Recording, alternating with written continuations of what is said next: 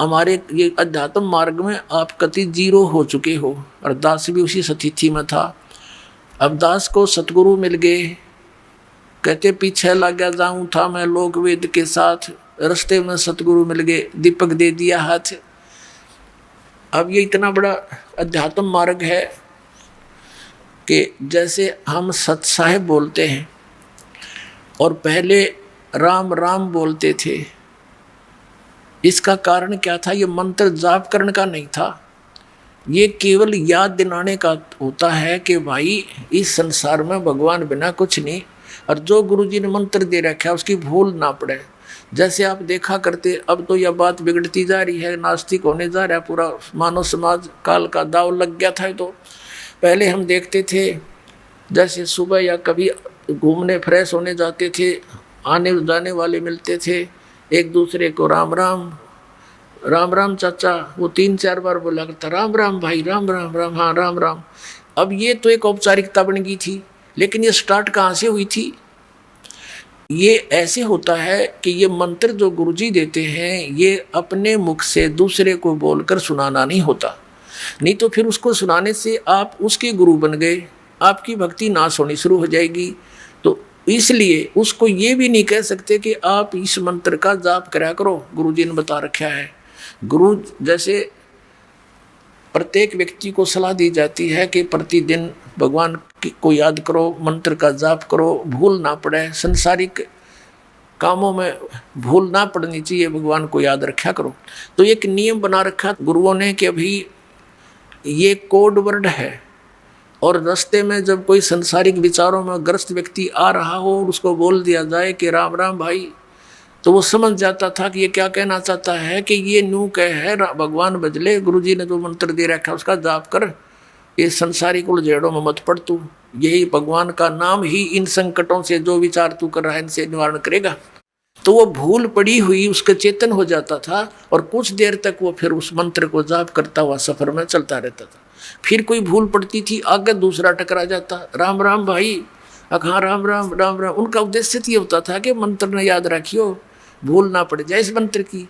तो पहले राम नाम कोई जाप का नहीं था, केवल ओम नाम देते थे ऋषि, दैट्स ऑल। और उसको गुप्त रखना इसलिए अनिवार्य था कि तुम किसी को बताना नहीं, नहीं तो तुम गुरु बन गए, तुम्हारा फिर काम बिगड़ गया, तुम अधिकारी हो नहीं, दोनों चौड़ चपट। तो और याद दिलाते रहना एक दूसरे को। इस राम शब्द जब ये बोल रहे हैं तो ये समझ लेना, ये कहना चाह रहा है कि भगवान का वो मंत्र गुरु जी का याद कर, जाप कराया करो, इस भगवान बिना संसार में कुछ नहीं है। तो ऐसे हम सत साहेब बोलते हैं। सत माने अविनाशी, साहेब माने राम। अविनाशी राम के हमारा जो परमात्मा है वो अविनाशी राम है, और उसका मंत्र, उसके पाने का ये जो विधि है, इसको याद रखो, भक्ति कराया करो, सत साहेब जी सत साहेब। हाँ, मतलब उस समय आपको ये याद हो कि आप भाई भगवान बिना हमारा कोई नहीं है, और सचमुच ये कबीर साहब सच्चे परमात्मा अमर भगवान है, और जो मंत्र उनको दिया है वहाँ जाने का वो जाप ही सहयोगी है, उसकी भूल ना पड़े, ये होता था। तो ऐसे हनुमान जी क्या करते थे, वो नाम तो और ही जाप करते थे, लेकिन जब वो चलते थे पहाड़ से, क्योंकि वो कई दिन का प्रोजेक्ट था, कौन सा एक दिन में बन गया था वो पुल, तो वो क्या करता था, वहाँ से अच्छा पहलवान था वो और शक्तिशाली था, सबसे बड़ा पत्थर उठा हुआ था, और उससे पहले उसके ऊपर मोटे अक्षरों में राम लिख देता और लेकर चल पड़ा था, दूर तक लाना पड़ा था, 5-7 किलोमीटर तक। तो उसका मतलब ये था कि जो भी पढ़े देखे, राम का अर्थ लिखा है कि भक्ति करते रहना और ये काम भी करते रहो, नाम ना भूलना मंत्र अपना, क्योंकि वजन में बोल था जानी राम राम राम राम भी ना कहा था, वो लिख दिया उसने ऊपर।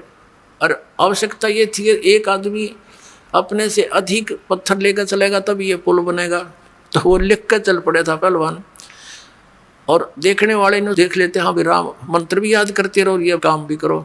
जैसे यजुर्वेद अध्याय नंबर 40 के मंत्र नंबर 15 में लिखा है, ओम कर्तु समर किलबे समर कर्तुम समर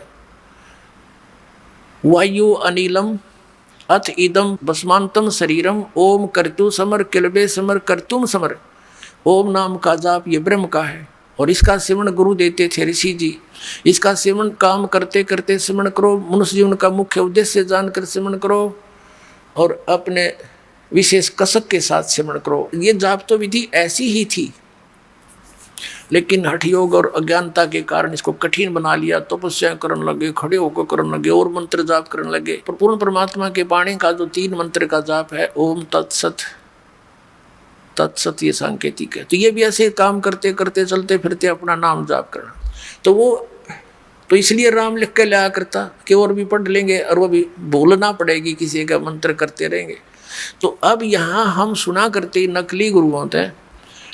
कभी तो ये कहते थे कि भगवान श्री राम के नाम ते पत्थर तिर गए, हनुमान जी ने राम नाम लिख दिया और पत्थर तिर गए, श्री राम तो तिरे नहीं हुए। कभी हम सुनते थे कि नल नील के पास पावर थी, उनके हाथों में इतनी शक्ति थी, उनके हाथ से पत्थर तिर गए, पुल बन गया। अब ये दंत कथा थी, लोक वेद, बिना सिर पैर की बातें थी। अब ये एक तत्व ज्ञान से सारी सुचारू होगी, ये सारी कहानी हुई क्यों कर थी। अब परमात्मा कहते हैं कि जगत का पेखना पेख्या, धनी का नाम ना लेखा। जो करने वाला था उसका कहते नाम भी नहीं, किसा जिक्र भी नहीं, और उसकी एक दूसरे पर सिर पर रख दिए, उससे पत्थर तिरे थे, उसके नाम तो पत्थर तिर गए। तो ये नाम नोम तू लिखा करता वो भगत हनुमान जी। तो पुण्यात्माओं, ये तत्व ज्ञान है। अब क्या बताते हैं, ये लोक वेद तो इतना प्रबल हो गया कि हमने ये फाइनल मान लिया था कि श्री राम के नाम तय और पत्थर तिर गए समुद्र के ऊपर। और फिर ये भी साथ साथ था कि नल और नील के हाथों में पावर थी, उनके हाथों से कोई वस्तु डूबे नहीं थी। ये पावर कहाँ से आई थी, इसका कोई सिर पैर उनके पास नहीं था। अब नल और नील का सहयोग था, वो शिल्पकार थे, यानी वो राज थे, मिस्त्री थे, और उन्हें जोड़ तोड़ कर उन्हें फिर भी रखा था, वैसा सहयोग दिया था। उनके हाथों में पावर नहीं थी, वो पत्थर ही हल्के कर दिए थे उस परम पिता ने, उस भगत के यानी श्री रामचंद्र जी के उस संकट का निवारण करने के लिए। अपने आत्मा पुल भी बन गया, सेना भी चली गई, युद्ध भी हुआ, और कई दिनों तक श्री रामचंद्र जी से वो रावण नहीं मरा। छक्के छूट गए थे श्री रामचंद्र के। आखिर में जब आदमी थक जाता है ना, ये जिनको हम भगवान मानते ये भी आप जैसे ही हैं, तो ये परम पिता को याद करते हैं, परम शक्ति को। अब उस समय वो शक्ति उनकी मदद करती है जो कभी उस मालिक की शरण में रहे हों और उनके पूर्व जन्म के यानी कोई संचित कर्मों में भी कोई पुण्य ऐसा शेष हो, उसको भी परमात्मा अपनी पावर से क्रेडिट दिला देते हैं और स्वयं ही फिर उस क्रिया को आके करते हैं। अब जब कति छक्के छूट लिए रामचंद्र जी के, वो तीर कहीं मारे मरे नहीं, और विभीषण ने बता दिया इसकी नाभि में अमृत है, वह मारो। रावण भी सूरवीर था, कई दिन तक उसने उसके बाणों को निकट भी नहीं आने दिया नाभि के श्री राम के। तो तब वो हताश हो गया था, तब परमात्मा गुप्त रूप में प्रकट हुए और फिर आशीर्वाद दिया उस राम का कि कर काम ही लगेगा। तब उसका रावण का वध हुआ था। अपने आत्माओं, हम सुना करते थे कि श्री कृष्ण जी ने पर्वत उठा लिया था, गिरिराज यानी गोवर्धन पर्वत को उठा लिया था हाथ पर, उंगली पर ऐसे। पहले तो ये विचार करो, उन्होंने वो पर्वत उठाया किस उद्देश्य से था। उन्होंने इस उद्देश्य से उठाया था कि वहां इन देवताओं की पूजा होया करती, और इंद्र स्वर्ग का राजा है, भगवान की पूजा छोड़कर इंद्र की पूजा चलती थी। श्री कृष्ण जी ने कहा भाई इंद्र की पूजा छोड़ दो, या तो उस भगवान की पूजा करो। इंद्र की कढ़ाई जो होती थी पूजा, वह बंद कर दी। देवराज इंद्र एक समझ लो स्वर्ग का राजा, और उसके अंतर्गत सिंचाई विभाग भी आता है, यानी वर्षा करना। तो क्या हुआ, जब इंद्र की पूजा बंद होगी देवताओं की, इंद्र ने सोचा इनको सबक सिखाता हूँ। इतनी जोर की वर्षा, काले बादल छा गए, चारों तरफ काली घटा छा गई और मूसलधार वर्षा शुरू होगी व्रज नगरी को डुबोने के लिए। अब चारों तरफ हाहाकार मच गया, गौवें भी रंभाने लगी, क्योंकि गोवर्धन वो पर्वत जो था वहाँ पर गौवें चरा करती थी, वर्षा होती थी, घास होता था और उन दूध दाद बेच कर ये काम चलाया करते थे अपना। और वो समाप्त करने चल पड़ा कि इसको इतना वर्षा कर दूं कि ये गोवर्धन पर्वत भी डूब जाए, आसपास की नगरी भी नष्ट हो जाए। तो भगवान श्री कृष्ण जी ने उंगली पर वो गोवर्धन पर्वत उठा लिया और पूरी ब्रज नगरी के ऊपर से कर दिया, सारा इंद्र बरस लिया, खूब वर्षा कर ली, सारा पानी उस गोवर्धन पर्वत के ऊपर ऐसे सोख हो गया, उसमें ऐसे मिल गया जैसे ब्लोटिंग पेपर शाही ने चूस लिया करे। आखिर में थक गया इंद्र, आके पैर पकड़ दिए कि मुझे क्षमा कर दो। कहने लगे चला जाओ, तेरे को कर दिया क्षमा, और खबरदार आज के बाद तूने अपनी पूजा के लिए व्रजवासियों को कंपेल किया। तो फिर वो गोवर्धन यथास्थान पर रख दिया। अब पुण्यात्माओं, जो गुरु लोग हमें ये शिक्षा देते थे और ये कथा सुनाते थे, श्री कृष्ण जी ने गोवर्धन उठाया और फिर वो इन्हों कहते थे देवी देवताओं की पूजा करो, श्राद्ध निकालो। अरे भले आदमी हो, श्री कृष्ण जी ने तो देवताओं की पूजा छुटवाई थी, तुम दर्द कर रहे हो, उनके विपरीत ज्ञान दे रहे हो, गुण गा रहे हो श्री कृष्ण के, और तुम इसको भगवान बता रहे हो। परमात्मा कहा करते थे कि केवल एक इस लीला से ही तुमने उसको भगवान मान लिया, ये तुम्हारी ना समझी है, बालक बुद्धि है कि ये कंप्लीट गॉड मान लिया तुमने, गोवर्धन उठा लिया था। क्या बताते हैं परमात्मा, गोवर्धन श्री कृष्ण धारो और द्रोणोगिरी हनुमंत, शेष नाग सब सृष्टि उठारा, इनमें कौन भगवंत।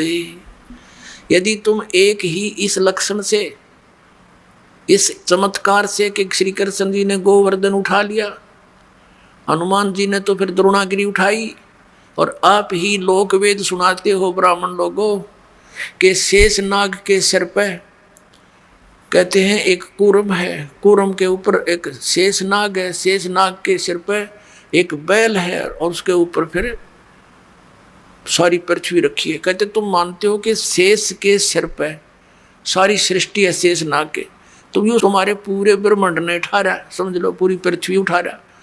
तो इनमें भगवान कौन सा है, श्री कृष्ण है या हनुमान जी है या शेष नाग है तुम्हारा भगवान? केवल इसी लक्षण से इसको कंप्लीट गॉड मान रखा, पूर्ण परमात्मा। फिर क्या बताया, कहते हैं समुद्र पाट लंका गयो, सीता का भरतारे, अगस्त ऋषि ने ये सातों पी लिए, इनमें कौन करता रे। कि तुम ये इस चीज से ये परिचित थे नहीं गुरु लोग यहाँ के हमारे, वो ये कहा करते श्री रामचंद्र जी ने समुद्र के ऊपर पुल बना दिया। परमात्मा कहते हैं यदि तुम इसी लक्षण से इसको भगवान मान बैठे तो क्या बताते हैं कि समुद्र पाट लंका गयो, यानी समुद्र को आट के पत्थर उसको ऊपर रख के और लंका चला गया कौन, सीता का भरतार। और अगस्त ऋषि ने सातों पी लिए, इनमें कौन करतार? एक अगस्त नाम के ऋषि थे, उन्होंने किसी कारणवश अपनी जिद के ऊपर अहंकारवश समझो वो सातों समुद्रों को एक घूंट में पी लिया था, ऐसे चुलो उठाकर ऐसे पी लिया था, सब समुद्र खाली हो गया था, अकेली पृथ्वी रह गई थी। अब पुण्यात्मा, अब परमात्मा कहते फिर ऋषियों की प्रार्थना से उन्होंने फिर वापस उसको कुरला कर दिया तो भर गए थे। ये आध्यात्मिक शक्ति है, मार्ग है, इसमें आप विज्ञान को ना अड़ाना। विज्ञान तो बालकों का खेल है, ये जहाज बना लिए, इस समांडी पाए के कंप्यूटर बना लिए हैं, परमाणु बम बना लिए, और 2 साल वर्षा ना करे भगवान, ये धरे धराए रह जा थारी साइंस इधर ढूंढे नहीं पाओ, जर लगे खड़े खड़े इन जहाजों के ऊपर को बैठनिया नहीं पाओ। तो परमात्मा कहते हैं फिर इनमें भगवान कौन भाई? अगस्त ऋषि ने तो सातों समुद्र पी लिए थे, तुम एक पत्थर धर के पार हो गया तुम्हारा श्री राम, तुम उसने भगवान मान बैठे, लेकिन तुमने पता नहीं वो पत्थर भी कैसे तरे थे, उसको तो मानने को तैयार ही नहीं। पर परमात्मा ने ये तरीका अपनाया हमारे अज्ञान को हटाने के लिए। श्री रामायण के अंदर एक कथा आती है कि जिस समय श्री रामचंद्र और पूरी सेना एक नाग फांस में आ गई थी, एक सिद्धि से लड़ाई होती थी, तो एक ऋषि ने उसने एक नाग फास यंत्र होता, वो था हथियार, तो उसके अंदर एक सिद्धि होती है, वो अनेकों नाग बन जाते हैं उसमें से, नूरे सांप निकले आए। और उन्होंने सारी सेना को जो लड़ने को तैयार हो रही थी ज्यों की त्यों लपेटे ला कर बांध दी, जैसे रस्से तो बांध दिया करे। और सारे खड़े भगवान राम भी लक्ष्मण भी नो कति जैसे ईख बांध दिया करे, नो पूरी सी खड़ी जगह जगह, और कोई सा टसमस हो नहीं पा रहा। अब 2 मिनट पाछा उसकी गर्दन काट देते सारे, सबको खड़े खड़े हो तो विवश हो चुके थे। कहते हैं जब श्री राम ने याद किया गरुड़ को, गरुड़ आया, पक्षी है एक, उसने उन नागों को काटा, मार दिया। और तब वो रामचंद्र जी बंधन मुक्त हुए। हाँ, परमात्मा हमें समझाया करते थे, कबीर भगवान परमात्मा कहा करते थे कि काटे बंधन विपत में, भाई कठिन कियो संग्राम में, चिन्हो रे नर प्राणिया ये गरुड़ बड़ो अक तुमरो राम। अब परमात्मा कहा करते काटे बंधन विपत में, कठिन कियो संग्राम, और चिन्हो रे नर प्राणिया यो गरुड़ बड़ाक तुम्हारा राम। ये कौन सा भगवान है इनमें बताइए, वो तो बंधा खड़ा थारा भगवान, तो और गरुड़ नाक उसकी सहयोग करी, तो कौन सा परमात्मा तो इसमें। तो इस तरह के तर्क देकर भगवान ने खूब समझाना चाहा कबीर परमात्मा ने, पर हमारी बुद्धि पर पत्थर डाल रखे थे इन अज्ञानी ऋषियों ने। अपने आत्माओं, ये त्रेता युग में जो भगवान आए परमात्मा ऐसी लीलाएं की, बहुत सी पुण्यात्माओं को मिले। चंद्र विजय भाट का जो परिवार था वो पार किया, मंदोदरी पार हुई। पुण्यात्माओं, एक विचारणीय विषय है यहाँ पर। परमेश्वर के सूक्ष्म वेद में अपनी द्वारा वर्णित उस सुचिदानंद घन ब्रह्म वाणी में, कबीर वाणी में कहा है, जय तन राजपाट भी चाहिए अमरा दर ले ध्यान। लेकिन ये राजपाट अच्छी चीज़ नहीं है, फिर भी तेरा मन नहीं मान रहा है और तूने यहाँ धक्के खाने हैं, तो वो वस्तु जो तेरे भाग में नहीं है वो हम दे सकते। अब जिस लंका को पाने के लिए रावण ने कितनी तपस्या की, अपनी यहाँ तक धड़ काट दिया, 10 बार श्री शंकर भगवान जी के लिए।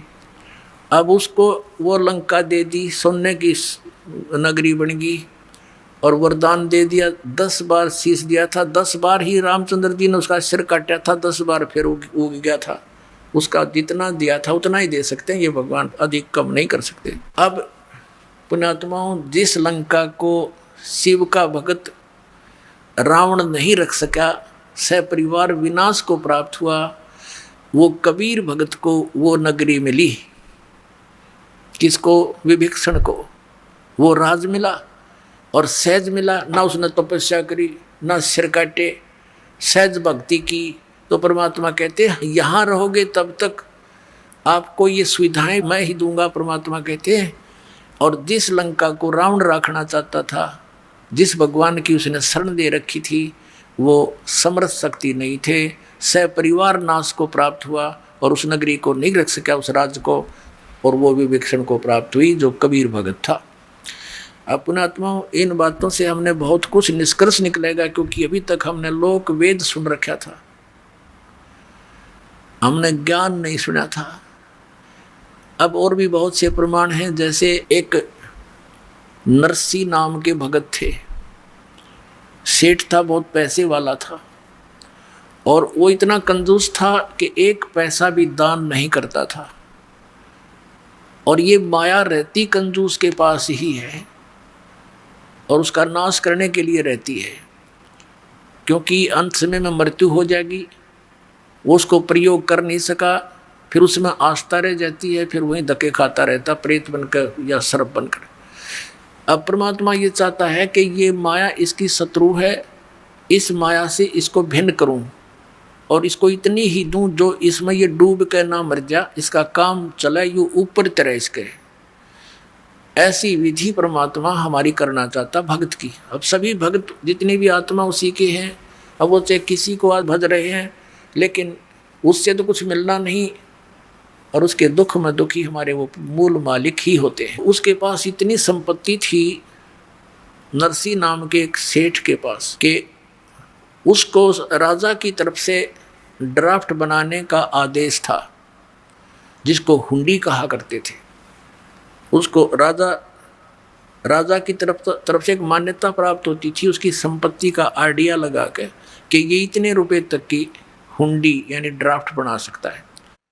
जैसे यात्री लोग होते थे, सेठ या व्यापारी होते थे, वो किसी शहर में अपने पैसे उस सेठ के यहाँ जमा करा देते थे, उससे वो हुंडी बनवा लेते थे ड्राफ्ट, और दूसरे जिस शहर में जिस सेठ की हुंडी मान्यता होती थी उसको जाकर के वो पर्ची दे दी जाती थी, चिट्ठा हुंडी।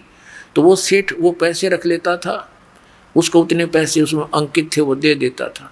फिर 1 वर्ष में या 6 महीने में वो सभी सेठ अपने पैसों का आदान प्रदान कर लेते थे, किसी का उधर से आया किसी का इधर से। ऐसे हुंडी चलती थी। और वो इतना कंजूस हो गया कि दान करे नहीं। उसकी पत्नी ने कहा कि चलो जी गंगा स्नान करके आते हैं, सभी जा रहे हैं, मेरा भी मन करता है। पहले तो मना कर गया कि यही नहा ले 2 लोटे पानी गिर के, क्या करेगी इतनी दूर जाओगी। वो ज़्यादा जिद करने से कहने लगा पैदल चलेंगे। उसने सोचा मर ले तू पैदल चल, मन ले तो चल वहाँ तक।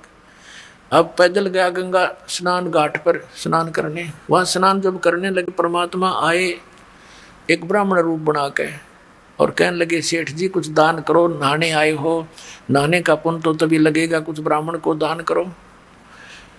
अब सेठ कहने लगा नरसिंह ये ब्राह्मण यहाँ तो मैं थोड़े पैसे लेकर आया हूँ, काम चलाओ अपने खाने पीने का, आपने पैसे चाहिए ना वहाँ आ जाना मेरे घर पे। पहले भगवान ने कहा कि भाई इतनी दूर कैसे आऊँगा, कुछ पैसे दे दे। ने बोला ना 1 टका दूंगा और 1 टका लिख ले मेरा, और वहाँ आज ही दे दूंगा घर पे, यहाँ नहीं दूँ, अब तो बस मैं अपना रास्ते का ही खर्च लेकर आया हूँ।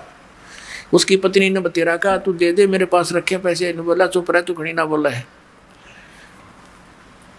अब वो स्नान करके बताया कि घर ने वो घर में प्रवेश हुआ था नरसिंह सेठ कंजूस।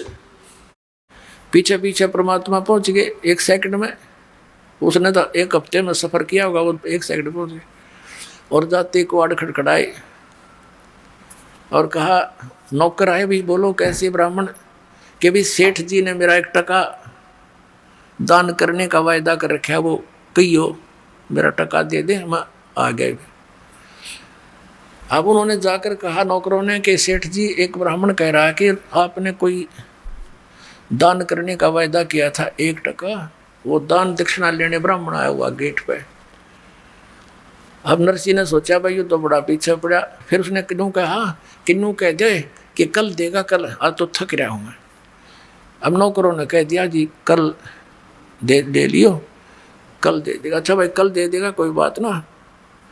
उसका बाग था सेठ का, वहीं उस बाग में बिछा लिए वस्त्र, भगवान ने लौट के उड़े। अब वो सेठ बोला गया कि वो कहने लगे नौकर जी वो तो बाग में लेटा हुआ आपके में, सवेरा फिर आ लिया। कहा कि भाई कहियो सेठ जी ने मेरा टका दे दे, दान दे। अब नरसिंह जी ने सोचा भाई आज तयू 1 टके पे सटराई कर दी, इसने मेरा पीछे पड़ गया, तड़के 10 रुपये मांगेगा, इसने तो राह ही पाएगी। तो कह दे, उस सेठ ने कहा कि नौकरों से कि जाके कह दो उस बाबा संत को, ब्राह्मण को, कि हमारे सेठ जी अस्वस्थ हो गए हैं और स्वस्थ हो जाएंगे, हफ्ते 10 दिन में फिर आ जाना, फिर देंगे। अब उन्होंने आकर आदेश सुना दिया। परमात्मा बोले भाई ठीक है, फिर क्या आया है, फिर तो इतनी दूर से कहाँ आया जाता है, स्वस्थ हो जाएंगे तब दे देंगे। वहीं फिर जा बिछाया वस्त्र बाग में। अब सेठ ने पूछा कि गया वो कमबख्त? अक नहीं जी, वो तो कहता है ठीक है स्वस्थ होने के बाद दे देंगे, लेकर ही जाऊंगा अब तो। अब सेठ ने सोचा भाई अच्छा भूत चिपका। उसने अपने नौकरों से कहा 2-3 दिन के बाद कि यूं कह दो कि सेठ जी मर गया। अब नौकरों ने जाके कह दिया भाई ब्राह्मण ये विप्र जी हमारे सेठ का देहांत हो गया, बड़ी बुरी हुई, थक कर आए थे, सफर वहाँ आए थे, ऐसे ऐसे अस्वस्थ हो गए, मर गए होते। परमात्मा बोले भाई कोई बात ना, हमारा यजमान था, अब तो लकड़ी दिलाकर ही जाऊंगा, अब ऐसे थोड़ा जाऊंगा, उसको तो लकड़ी दिलाकर ही जाऊंगा। अब उन्होंने बता दिया सेठ को कि भाई ऐसे ऐसे वो तो यूँ कह लकड़ी दिलाकर ही जाऊंगा। सेठ ने कहा तुम यूँ करो, मेरी अर्थी तैयार करो और लकड़ियाँ ढोना शुरू कर दो। अब उनके नौकरों ने 5-7 लगे, वो लकड़ी ढोने लग गए। अब इतना बड़ा सेठ मर गया, तो सारा काम न इकट्ठा हो जा, पूरक बना रहा हो। तो 5-7 नौकरां ते बड़ा लकड़ी इकट्ठी करवा ली और अपनी अर्थी उठवा के चल पड़ा। परमात्मा ने बिठा लिया ऐसा मोटा लकड़, अर्जा दरिया उसकी छाती पे, वो लुटा दिया था चिता के ऊपर। और वो नू क्या था, आग ना लाइयो कि आग ला दो। तो परमात्मा ने कहा कि भाई सेठ जी तो जीत्या, मैं आ रहा, पर भाई ये आत्मघात ना करे, हमने माफ कर दिया तेरा टका, हम नहीं लेंगे आज के बाद, तू उठ ले, मरे मत। बोला सचमुच? कहा सचमुच। जब उठ लिया, नौकरों से बोला सारे लकड़ उठाओ चलो वापस। पीछे छोटे मोटे भी पड़े थे ना, वो भी अपनी डाल के धोती में और सारे उठा के लाया, इतना कंजूस था। और दान करे नहीं। अब परमात्मा को पता था मेरी प्यारी आत्मा इसमें डूब कर मरेगा। एक पुत्री थी, उसका ब्याह कर रखा था और संतान नहीं थी, और मूर्ख आदमी उसका ऊपर चिपका बैठा था बिना ज्ञान के। अब परमात्मा अपने बच्चे के हित के लिए पता नहीं कहते क्या क्या कार्य करता हूँ, कैसे चरित्र करता हूँ। अब क्या किया, सेठ जी अगले दिन निकले शहर सपट्टे को, क्यों कई दिन के बंद थे। सुबह सुबह फ्रेश होने के लिए दूर तक घूमने चले गए। अब क्या हुआ, जब वो शहर सपट्टे को चला गया, परमात्मा ने उस सेठ का नरसी रूप बनाया और घर पर आ गया। पहले नौकरों से कहा कि भाई वो बहु रुपया है और आज वो मेरा रूप बना का होगा, और जय यहाँ आ जा। उसने एक पहले तो प्रेम से कहना, और नहीं मानने तो उसका 2 लठ मार दियो। अब न्यू कह के भगवान तो अंदर चले गए उसके घर पे, पीछे सेठ नाड़ा ही था, नौकर खड़े लठ ले। उन्हें देखा सचमुच यू आ गया भाई, वो तो ये रुपया वो रुपया ये आ गया। और वो आवा अपना निश्चिंत हुआ, निर्भय। तो वो कहने लगे रहे, वो भगत उड़े वहीं खड़ा हो जा, अंदर मत आ जाइए। तो वो कहने लगा, क्या बोल रहा तू? वो फलाने तो क्या बोल रहा है, भांग पी ली तने, तो पहचानता नहीं मैंने? अब पहचान लिया हमने, तो वहीं खड़ा हो जा। आज आदेश हो गए हमारे सेठ के, तने बहुत दुखी कर लिया हमारे सेठ को, कभी तू ब्राह्मण बने काव है, कभी उसका रूप बना लिया तेने आज, और आज आदेश गलत हो रहे हैं भाई, तेरे लठ मार देंगे। आगे आ गया था, उड़ा डट गया। लाला जी सोचा क्या गड़बड़ होगी भाई यार। तो ने पूछा कौन है, क्या कह रहे हो तुम्हें? कि हमारा सेठ अंदर है, अभी आया है, और उसने हमें बता दिया था कि वो आज मेरा रूप धार के का होगा, ये तू चला जा यहाँ से, तेरी सी में खैर है। अब लाला जी था समझ गया कि बात बढ़ाना ठीक नहीं, और इसने मेरा रूप बना लिया।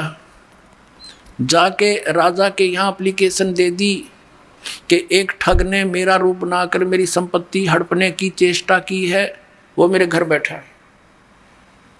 अब समय का तगाजा देखकर तुरंत हाजिरी दोनों को कोर्ट में तलब कर लिया अगले ही दिन। अब सेठ जी अपना एक जो रिकॉर्ड था वो पुलिस ने काबू कर लिया, बही वगैरह। दोनों इकट्ठे हो गए वहाँ पर कोर्ट में। तो जज ने पूछा कि भी कोई प्रमाण बताओ, ये बही हमारे पास है, इसमें कोई ऐसा लेख बता दो जिससे हम आपको पहचान समझ सकें कि आप असली और ये नकली। तो पहले उस असली जिसने एप्लीकेशन डाली थी उससे पूछा भाई तू बता। वो कहने लगा जी मैंने एक मकान बनाया था, उसमें इतनी कड़ी लाई थी, इसमें लिख रखी है, और लड़की का ब्याह करा था, उसमें इतने पैसे बात के आए थे, इतने कन्यादान की, वो भी लिख रखे। अकोर मेरा याद नहीं, इसमें तो और भी बहुत भरा पड़ा है, इसमें काफ़ी और बता। तब जो परमात्मा बने हुए थे डुप्लीकेट उसके, वैसे तो ओरिजिनल है, भगवान तो सबके मालिक हैं, तो जो नकली था उससे पूछा, भगवान से पूछा कि बताओ इसमें कोई प्रमाण। तो परमात्मा ने पिछले पृष्ठ से शुरू कर दिया पढ़ना। अब सुन ले भाई, खोल कर देख ले। जज वो देखकर वो सारी सुनाने लग गया, 5-4 पृष्ठ लगातार पढ़ दिए। तो कोर्ट ने नकली को तो असली सिद्ध कर दिया और असली को नकली, और कहा भाग जा तू यहाँ से, तो झूठा है। अब लाला जी ने वही समस्या, भाई अब क्या करूं, देख के बनी कुंड से जन्म का दुश्मन था मेरा यूं, और इसने मेरी सारी ये संपत्ति छीन ली। बैठ गया जंगल में माथे पादर के। और क्योंकि जब आदमी ऐसी समस्या में भगवान ने याद करे, वो भगवान वही पहुंच गया लाला जी के रूप में, और कहने लगा भाई सेठ जी बोल, यह संपत्ति तेरी थी कि मेरी? ठग थी तो मेरी, पर तने नाश कर दिया, तो दुश्मन कौन से जन्म का था? ने बोला मैं तेरा दुश्मन नहीं, मैं मित्र हूँ तेरा। नकमे या पहले भी मेरी थी और आज भी मेरी है, तो अनजान पड़े मैं अपनी मान रहा था। अगर ईब तेरी मृत्यु हो जाती 1 दिन पहले 2 दिन पहले, तो कहाँ थी तेरी ये नालायक कहीं का? और तूने जो यह संपत्ति जोड़ी, इतना पाप इकट्ठे कर लिए, ये सिर पर धर के ले जाएगा। और इसने कौन बरतेगा? तेरी माया ने। ये तेरे भाईचारा बैठा है, बाट देखा कदी उम्र है, इसने बांटा जारी नारी। तन्ने के मिलेगा बुद्धू? भक्ति करी नहीं सारी उम्र में, यू कोड इकट्ठा कर लिया। और फिर परमात्मा के वचन में तो शक्ति भी होती है। एकदम आँख खुल गई, अनुबला कति नहीं तू कर ले, क्या करेगा तू? इस नरक में थोड़ा डालूंगा अपने बच्चे को, आग में कौन गिरे? तो पैर पकड़ दिए। परमात्मा बोले तेने वापस दे सकता हूँ एक शर्त पे, यदि तू इसने सारी न धर्म पुण्य में ला दे, तेरे पाप कम हो जाएंगे। कहने लगा जी आप दया कर दो, एक बार मैंने एक बार अलाउड कर दो, इसने सारी न फूक दूंगा। बोला फूकी है ना, दान करना।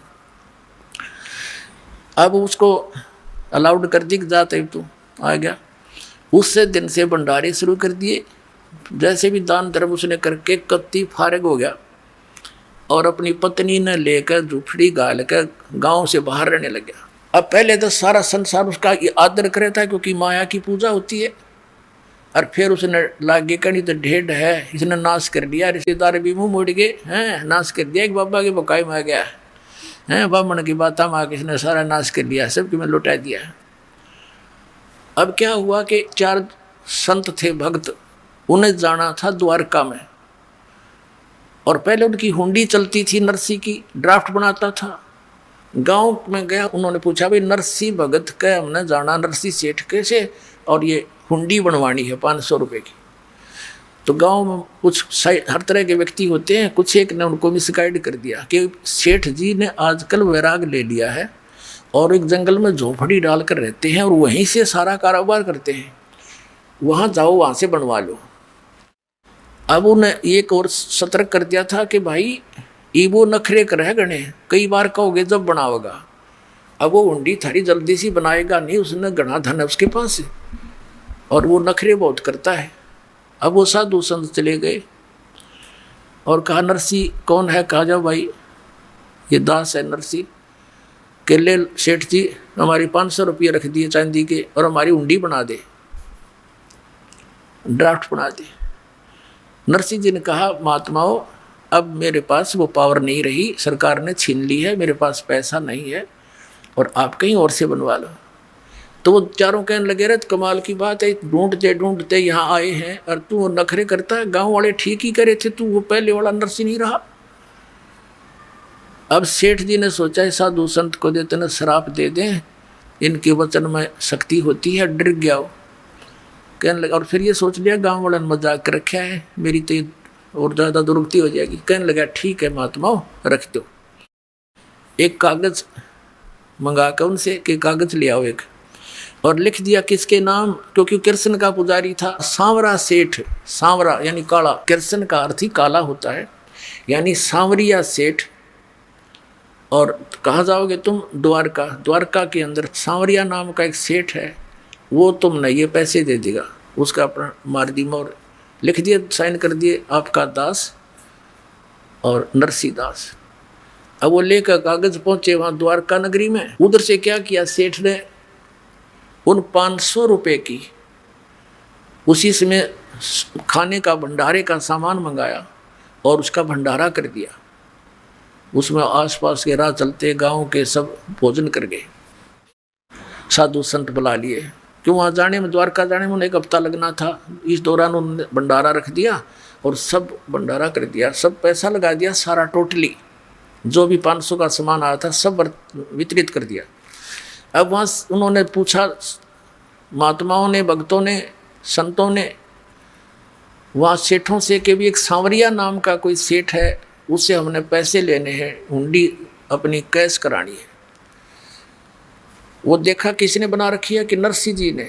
वो हंस रहे हैं वो सारे लाला लोग, अरे ये तो कंगाल हो चुका है, इसका दिवाला निकल गया है, इसने तो भट्ठा बैठा लिया, लूट लिए तुम 500 रुपये ठग लिए उस ठग ने, उसकी हुंडी नहीं चलती।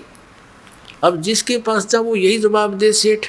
तो उसने सोचा भाई आदमी तो ऐसा ना लगा था, ठग तो नहीं दिखा था, वो तो मना करे था, हमने ज़बरदस्ती बनवाई उसने तो उन्होंने दोष तो नहीं देखा उसमें, पर वहाँ कोई व्यक्ति मिला नहीं सांवर नाम का सेठ। तो नगर से बाहर जाकर बैठ के भैया के बड़ी भगवान ने परमात्मा आपको यही मंजूर होगा, फिर ऐसा सोच रहे थे। उधर नरसिंह जी की दृष्टि खुल गई थी, मालिक की दया थी, इतना दान धर्म करने के बाद तो भगवान हाथों पर रख लेता उस पुण्यात्मा को। उसने देखा साधु संतों को भगवान ने आकर पैसे दिए नहीं, हुंडी उनकी कैश नहीं करी, क्या कारण है? हमारी कोई साधना में कमी रही है क्या? उसने क्या देखा, अपनी पत्नी से पूछा कि जो 500 रुपये का सामान हम लाए थे उसमें से कुछ बचा तो नहीं है? तो उसकी पत्नी ने कहा, नरसी की पत्नी ने कहा कि जो रोटी बना रही थी मैं, और उन रोटियों के बनाने में एक सूखा आटा प्रयोग किया जाता है, वो थोड़ा सा बचा हुआ है, उसको हम हमारे देसी भाषा में पलोथन कहते हैं, पलोथन, कि वो थोड़ा सा आटा बचा हुआ है और तो सब वितरित कर दिया। नरसी ने कहा कि उसकी रोटी बना, उसने आटा गूंद कर रोटी बना दी, जैसे तैसे पानी से हाथ गीले कर करा के जो ही उसकी 4 रोटी बनी, तो वो परमात्मा स्वयं वहाँ आए एक साधु रूप में, वो परम अक्षर ब्रह्म। कहते 100 छल सीधर मैं करूँ अपने जन के काज। और द्वार पर आकर कहने लगे, भाई नमस्कार, राम राम। सेठ ने कहा, महाराज जी रोटी खाओ, भूख लगी होगी। कहा भाई भूख लगी है। वो बैठ के वहाँ गली में उसके झोपड़ी खा गए और रोटी पानी के साथ 4 रोटी खा ली, खाकर चले गए। अब कुछ देर के बाद क्या देखा, वो पूर्ण परमात्मा एक सांवरिया नाम का सेठ, मारवाड़ी सेठ जैसा रूप बना कर, यानी बड़ा साफा, सिर पे धोती डबल टांगों वाली और हाथ में बही और कान में कलम टांग रहा, वहाँ पहुँच गया भक्तों के पास। उनसे कहा, भाई कैसे बैठे हो महात्माओं? उन्होंने देखा कि बैठे हैं सेठ जी, हमारे साथ तो ऐसे ऐसे बन गई। और एक नरसी नाम का सेठ था और हमने उससे, वो तो अच्छा आदमी है लेकिन हमारे साथ तो बात बूंदी बन गई। हमने उसको 500 रुपये की हुंडी बनवा ली, वो मना भी करे था और हमने उनको ज़्यादा प्रेस कर दिया। उसने किस कारण से, किस प्रेशर में आके उसने लिखते दी, लेकिन यहाँ कोई सांवर नाम का सेठ नहीं है। लेकिन हमें विश्वास है उस भगत पे कि हमारे पैसे सुरक्षित पाएंगे, वहाँ रखे पाएंगे, जाके ले लेंगे। लेकिन यहाँ तो हमारा काम बिगड़ गया, हमने तो कोई रोटी दे नहीं। सोचा था यहाँ घूमे फिरेंगे, अपना हफ्ते 10 दिन का टूर प्रोग्राम बना के आए थे। हम तो दुखी हो गए भाई, यहाँ कोई सांवरिया नाम का सेठ है नहीं पाया। तो परमात्मा कहते हैं, अरे किसने बका दिए तुम भक्तों? मेरे भाई। बोला जी सारे द्वारका वाले मना करें थे, लाला जी ले आजा वहीं चलेंगे। अब जो वो लाला लोग मजाक करें थे भगत का, हंसी करें थे, ठाठा ठाठा करें थे, ठग लिए। चौराहे के ऊपर कहा कि यहाँ बिछाओ तुम्हारी चादर भगतों, और परमात्मा बांध रहे गठड़ी 500 रुपया की, एक रुपया नु कत्ती फरेस जानू आज बन के आया होगा। ऐसे पटके नु कह ले गिन लो, 1 2 3 4, यानी और खूब खुड़का करें ऊपर तक देखो, सारे बाणियाँ बकाल निकल के द्वारका के कि सांवरिया सेठ कितना आ गया भाई, और 500 रुपये दे दिए। और के कहा कि भाई भक्तों अब जाओ ना तुम नरसिंह जी के पास, उसको ये कह देना चाहिए एक कितने करोड़ों ढूंढी बेच दे, उसका दास हाजिर पाओगा, और कह दिया उसको हमेशा उसके हाजिर रहेगा दास उसका। बोलो सतगुरुदेव।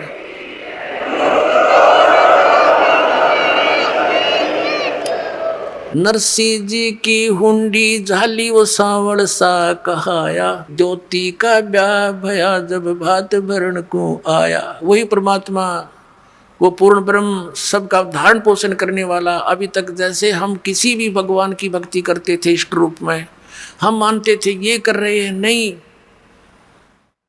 जगत का पेखना पेखा, धनी का नाम न लेखा। ये कबीर परमात्मा हम सबको संभालता है, ऐसे ऐसे उनके दुखों का निवारण करते हैं भक्तों के कारण। वो कहते हैं, जो जन मेरी शरण में ताका हूँ मैं दास, और गेल गेल ला गया फिरूं जब लग धरती आकाश। बोलो सतगुरुदेव।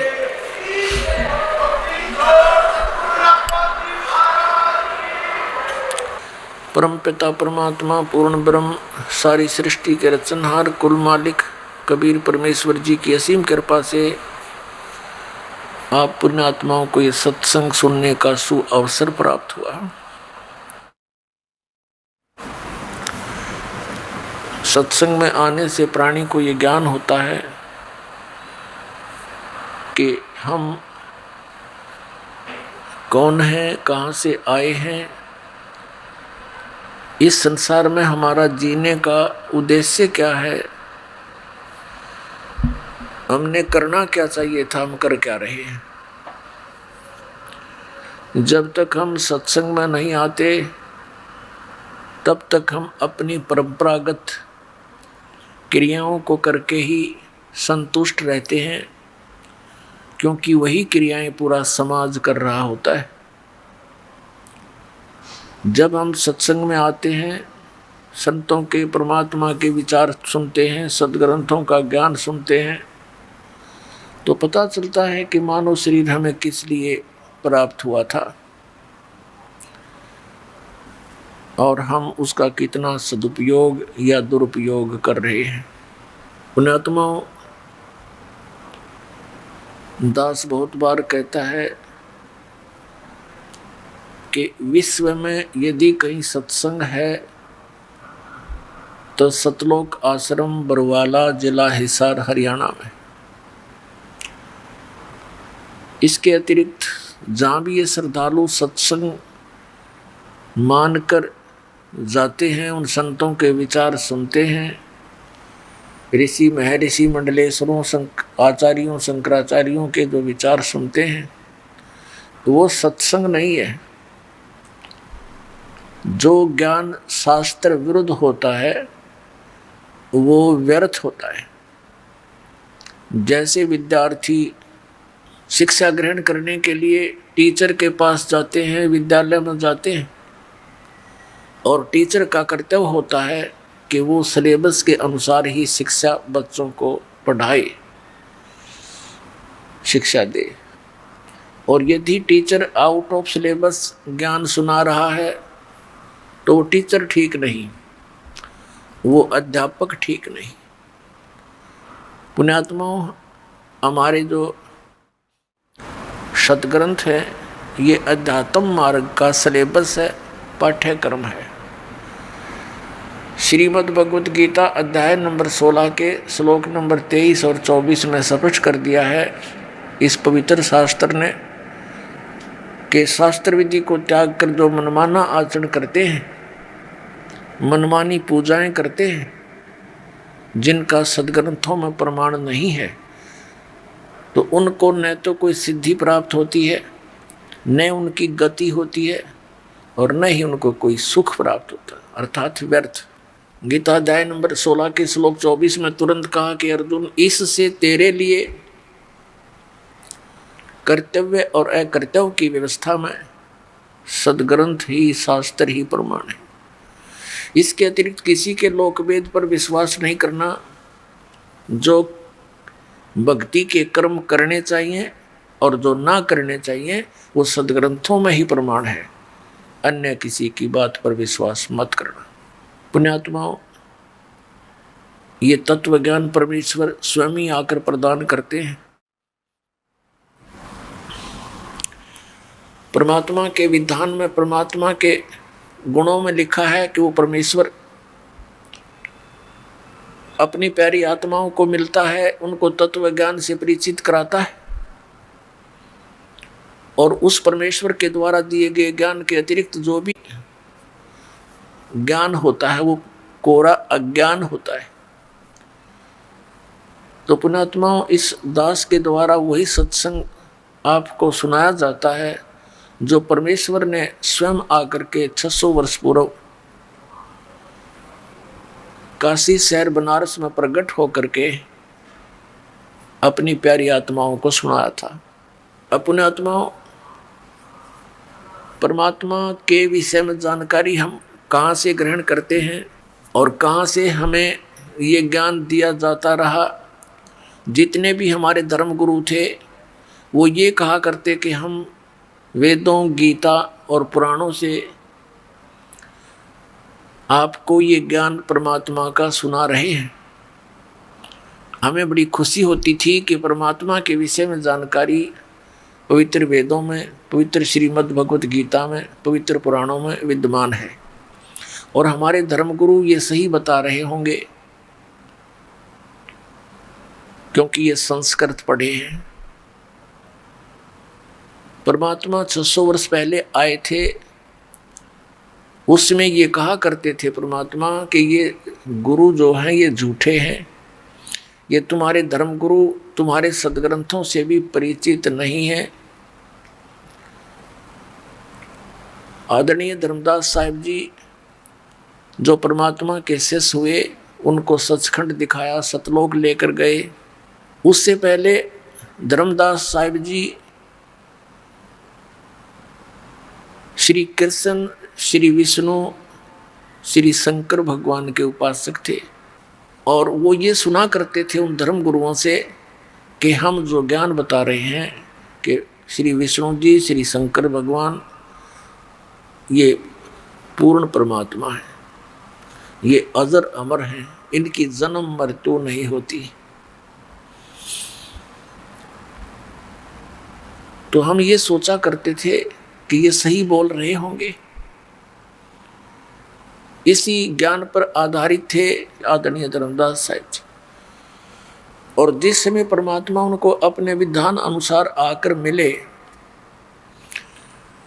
उनको तत्व ज्ञान समझाने की चेष्टा की, लेकिन जल्दी से धर्मदास जी का ये ज्ञान हजम नहीं हुआ। बहुत बार परमात्मा ने उनको समझाया। फिर अंत में परमेश्वर ने आदरणीय धर्मदास साहिब जी को सचखंड दिखाया, अपना निज स्थान सतलोक जहाँ भगवान रहते हैं और जहाँ हम सभी रहा करते थे, वो स्थान दिखाया। और साथ में श्री ब्रह्मा जी, श्री विष्णु जी, श्री शिव जी के वो लोक दिखाए और साथ में स्वर्ग और नरक से परिचित कराया।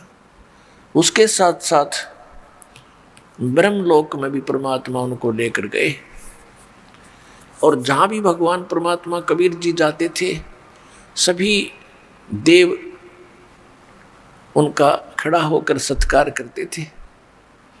फिर परमेश्वर सचखंड लेकर गए सतलोक में, वहाँ परमात्मा को वास्तविक रूप में देखा।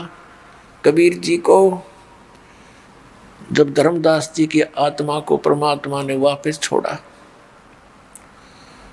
तब धर्मदास जी ने कहा था, हे भगवान, अब आपकी कृपा से आपका दास परिचित हुआ कि आप पूर्ण परमात्मा हैं। हे भगवान, ये श्री ब्रह्मा, श्री विष्णु, श्री शिव जी, ये तो हमारे जैसे ही जीव हैं, इनकी जन्म मृत्यु होती है।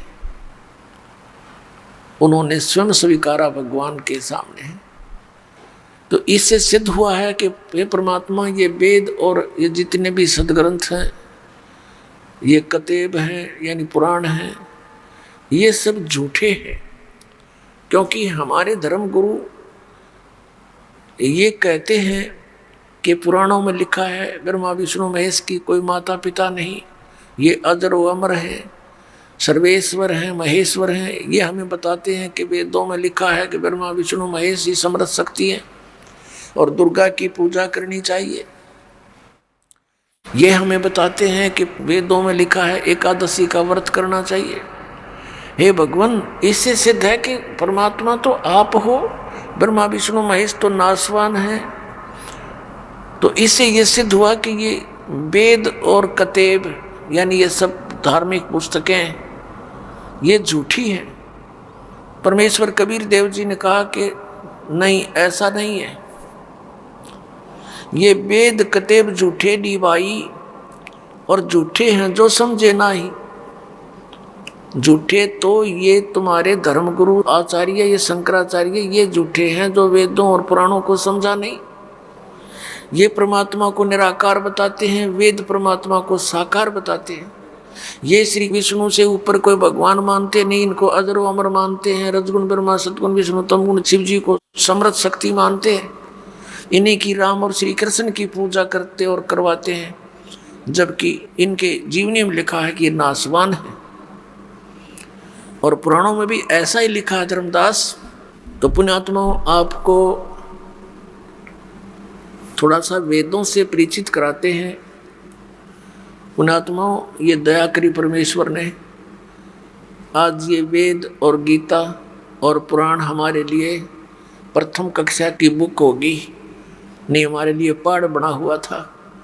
पता नहीं वेदों में क्या लिखा है, गीता जी को हम समझ नहीं सके क्योंकि इन्होंने अनुवाद गलत कर दिए, और पुराणों के रहस्य को ये नहीं समझ सके, ना समझा सके। इस दास पर बेर करी परमेश्वर कबीर साहब ने, और ये सर्व ज्ञान आपके समक्ष परमाणु सहित दास ने रूबरू करा दिया। अब परमात्मा के गुण वेदों में लिखे हैं, वो परमात्मा क्या लीला करते हैं। वेद बताते हैं कि परमात्मा ऊपर तीसरे मुक्ति धाम में रहता है, वहां से गति करके यानी स्पीड से चलकर, बिजली जैसी गति से, विद्युत जैसी गति से चलकर आता है, और यहाँ अच्छी आत्माओं को, दृढ़ भक्तों को मिलते हैं, उनको तत्व ज्ञान से परिचित कराते हैं, उनको उपदेश देते हैं, और वो कवि की तरह आचरण करते हैं। कवियों की तरह जहाँ कहीं जा कर के कविता के रूप में अपनी महिमा का ज्ञान बताना शुरू कर देते हैं, वो परमात्मा होते हैं। और वो एक सुप्रसिद्ध कवि की भी पदवी को प्राप्त करते हैं, लेकिन वो होते हैं पूर्ण परमात्मा।